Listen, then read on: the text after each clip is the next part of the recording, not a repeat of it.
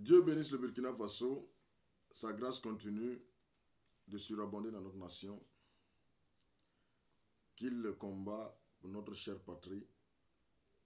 Qu'il continue de déjouer tous les plans machiavéliques, tous les plans cachés ou révélés, tous les plans de déstabilisation.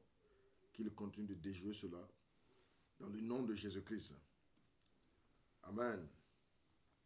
Ravi de vous retrouver aujourd'hui avec ce nouveau numéro.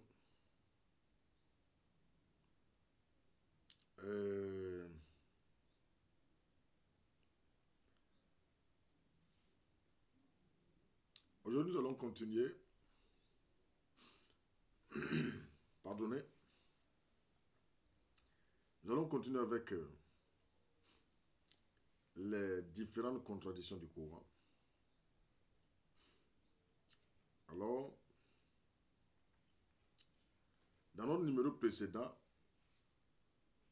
nous allons peut-être revenir un peu en haut pour que vous puissiez nous suivre.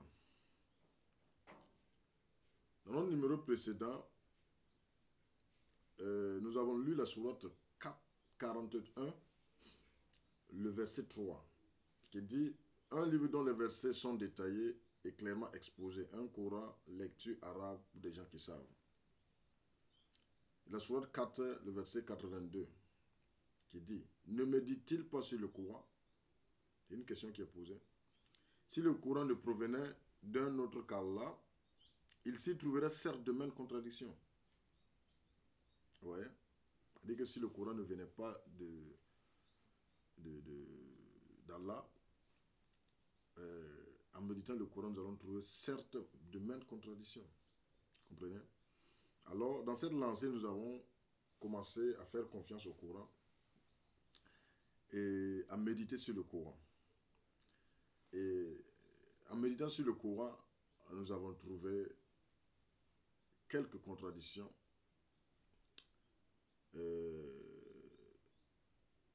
Et par la grâce de Dieu, nous allons vous exposer cela. Voilà, dans notre numéro précédent, nous avons parlé de la femme de Lot et autres sujets que vous pouvez voir dans la partie 1. Alors, dans la partie 2, que nous débutons aujourd'hui, nous allons parler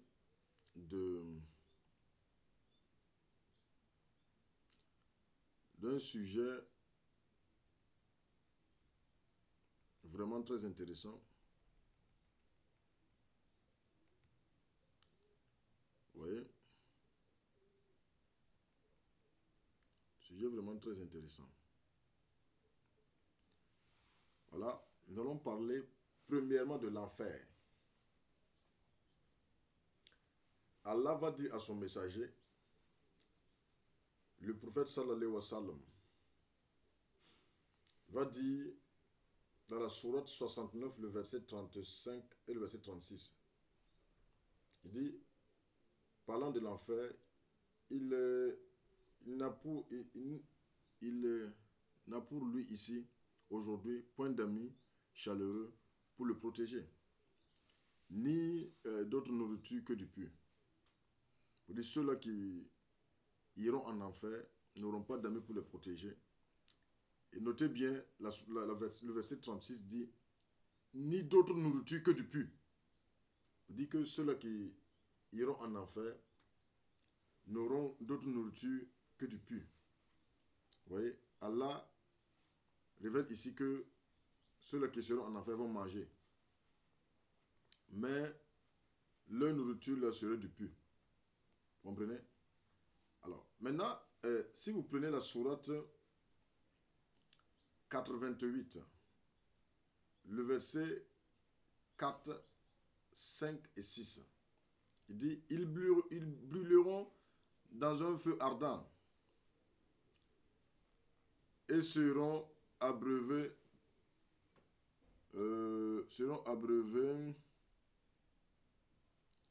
ils brûleront dans un feu ardent et seront abreuvés d'une source bouillante.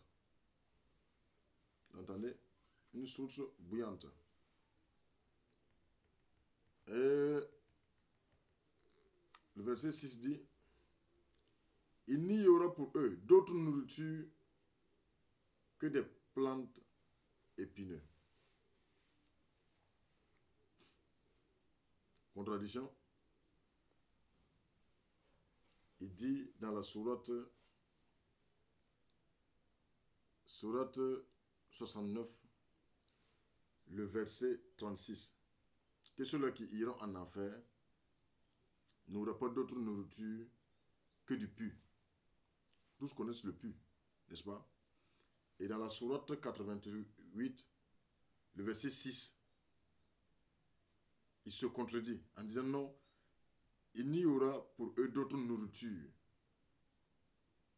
que des plantes épineuses. Bon, finalement, c'est lequel? Ce sont les plantes épineuses ou du pu? Donc, vous voyez, oh, je ne sais pas comment vous expliquer, mais on ne peut pas comprendre le Coran. Oui, on ne peut pas le comprendre. À moins que les érudits islamiques, tels que les Zakir Naïk, les Abdul Majid, vont nous expliquer ces contradictions. Je ne pense pas qu'ils pourront l'expliquer. Oui. Alors, maintenant, nous allons parler de Marie. La sourate 19, le verset 17, dit, elle mit entre nous et eux un voile. Nous lui envoyâmes notre esprit, entre parenthèses, Gabriel, qui se présenta en elle sous la forme d'un homme parfait. Donc, Marie, quand Dieu voulait annoncer à Marie qu'il allait porter Issa, qui n'est pas Jésus, Issa, voilà, il a envoyé son esprit qui est Gabriel pour l'informer la bonne nouvelle.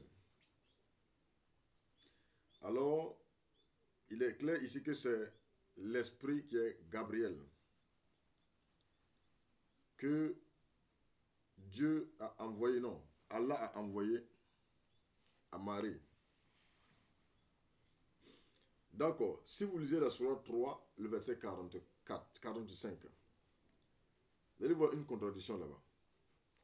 Il dit, rappelle-toi, quand les anges disent, ô Marie, voilà qu'Allah t'annonce une parole de sa part. Son nom sera Al-Masih.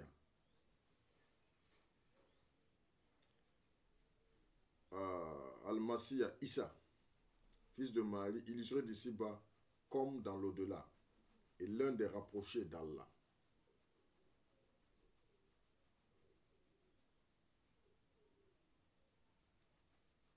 Vous comprenez? Sourate 19, c'est Gabriel qui est parti. Sourate 19, verset 17, c'est Gabriel qui est parti. Sourate 3, verset 45, c'est les anges qui parlent à Marie. Vous comprenez? D'accord, donc, ce sont les mêmes histoires, mais ne pas me dire que ce n'est pas les mêmes histoires. Ce sont les mêmes faits et les mêmes histoires.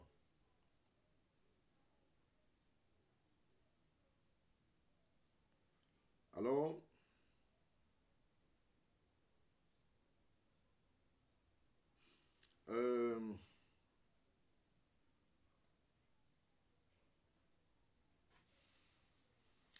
la sourate 4, verset 79.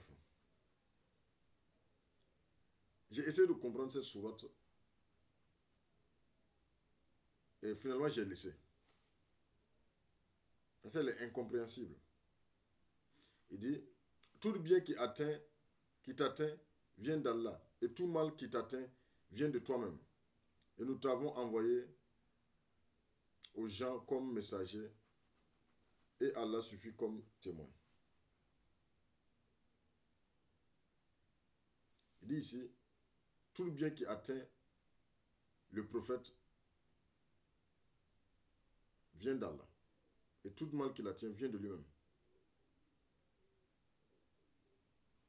Et la sourate 64, le verset 11, dit « Nul malheur n'atteint l'homme que par la permission d'Allah. Et quiconque croit en Allah, Allah guide son cœur.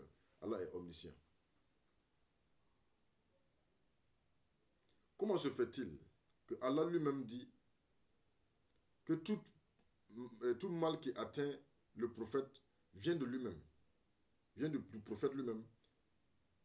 Et Allah dit dans la sourate 64, verset 11, « Nul malheur n'atteint l'homme que par la permission d'Allah. » Mal, malheur, les mêmes choses. Vous comprenez? Alors, c'est deux choses qui se contredisent. Vous comprenez?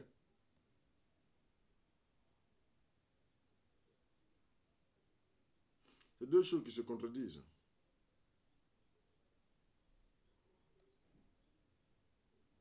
Alors, nous allons remonter un peu en haut pour parler des fornicateurs. La sourate 24, le verset 2 dit la fornicatrice et le fornicateur, fouettez-les chacun de 100 coups de fouet. Et ne soyez point pris de pitié pour eux dans l'exécution de la loi d'Allah. Si vous croyez en Allah et au jour dernier, et qu'un groupe de croyants assiste à leur punition. Notez bien, la fornicatrice et le fornicateur. Ceux-là que, bon, disons ceux-là que vous allez prendre dans le péché, en train de forniquer, fouettez-les chacun 100 coups. Vous comprenez? Alors, la sourate 4, le verset 15 dit, celles de vos femmes qui forniquent, faites témoigner à leur encontre 4 d'entre vous. S'ils témoignent, alors confinez cette femme dans vos maisons jusqu'à la mort. Jusqu'à ce que la mort les rappelle ou qu'Allah décrète un autre ordre à leur égard.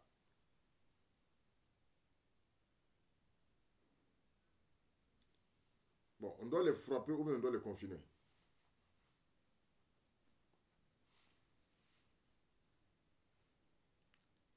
Que nos amis nous répondent dans la section de commentaires. Alors, si on doit les frapper ou on doit les confiner, pourquoi vous n'appliquez pas ça? N'allez pas nous dire que vous ne voyez pas des fornicateurs et des fornicatrices. Pourquoi vous n'appliquez pas ça? Je m'arrête là pour aujourd'hui. Bientôt, nous allons avoir un numéro vraiment particulier. Comme les musulmans aiment le dire, que le Coran est préservé à la lettre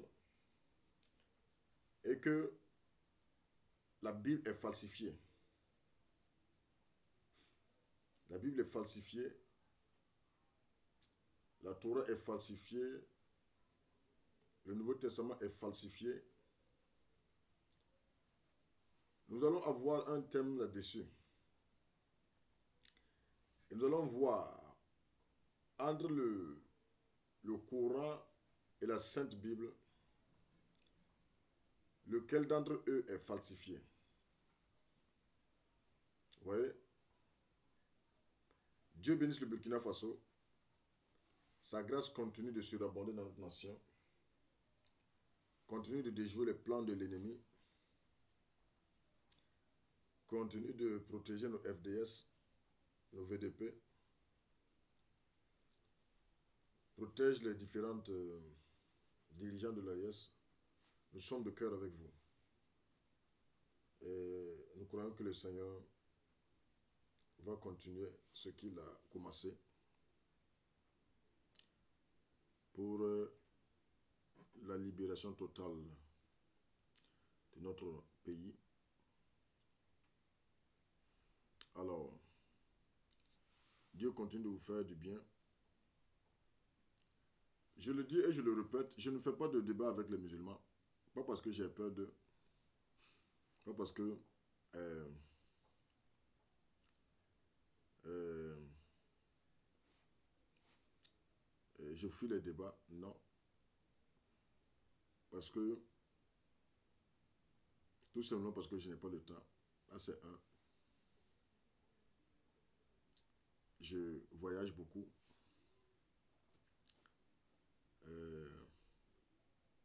Dans le cadre du ministère. Je ne suis pas sur place, je suis mobile. Là pourquoi je ne fais pas de débat. Mais si vous voulez comprendre le Coran, vous pouvez nous contacter. Je dis bien si vous voulez comprendre. Si vous voulez comprendre la Bible, vous pouvez nous contacter. Et nous allons, par la grâce de Dieu, nous entretenir avec vous. Et le Seigneur va vous faire du bien pour la gloire de son nom.